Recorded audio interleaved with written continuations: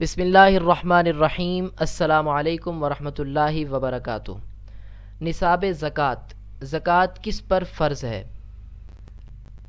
جو عاقل اور بالغ مسلمان مرد ہو یا عورت ہو، وہ ان 5 چیزوں کا اگر مالک بن جائے تو اس پر زکوٰۃ فرض ہو جاتی ہے۔ وہ 5 چیزیں کون سی ہیں اس ویڈیو کے اندر میں آپ کو بتاتا ہوں۔ نمبر 1، 7.5 تولہ سونا۔ 7.5 تولہ سونا یعنی 87.479 گرام سونے کا، یا پھر 52.5 تولہ چاندی سلور کا اگر وہ مالک بن جائے تو اس پر زکوٰۃ فرض ہو جاتی ہے۔ نمبر 3، 52.5 تولہ چاندی کی قیمت کے برابر رقم اس کا اگر مالک بن جائے تو اس پر بھی زکوٰۃ فرض ہو جاتی ہے۔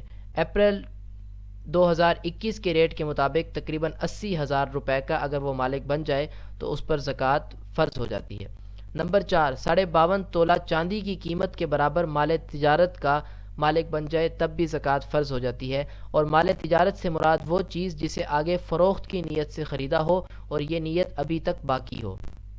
نمبر 5، درج بالا چاروں اموال زکوٰۃ یعنی سونا، چاندی، کرنسی، مال تجارت میں سے کسی 2 یا 3 یا 4 کے مجموعے کا، اور وہ مجموعہ 52.5 تولہ چاندی کی قیمت کے برابر پہنچ جائے، یعنی ان 2 یا 3 یا 4 ان کٹھے کو ملا کر اگر 52.5 تولہ چاندی کی قیمت بنتی ہے تو اس پر بھی زکوٰۃ فرض ہو جائے گی اور یہ آدمی صاحب نصاب کہلائے گا۔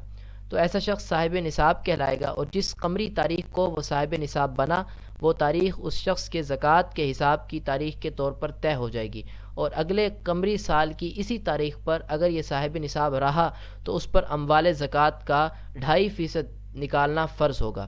نیز اگر صاحب نصاب پر قرض وغیرہ ہو تو اموال زکوٰۃ کو جمع کر کے قرض کو اس منہا کیا جائے گا۔ اس کے بعد بھی اگر نصاب کے بقدر مال باقی بچے تو زکوٰۃ فرض ہوگی، ورنہ نہیں۔ اور اگر صاحب نصاب کا کسی پر قرض وغیرہ ہو اور اس قرض کی وصولی کی امید بھی ہو تو اسے اموال زکوٰۃ میں شامل کرنے کے بعد کل مال کی زکوٰۃ نکالی جائے، اور اگر قرض کی وصولی کی امید نہ ہو تو پھر اسے شامل کرنے کی ضرورت نہیں۔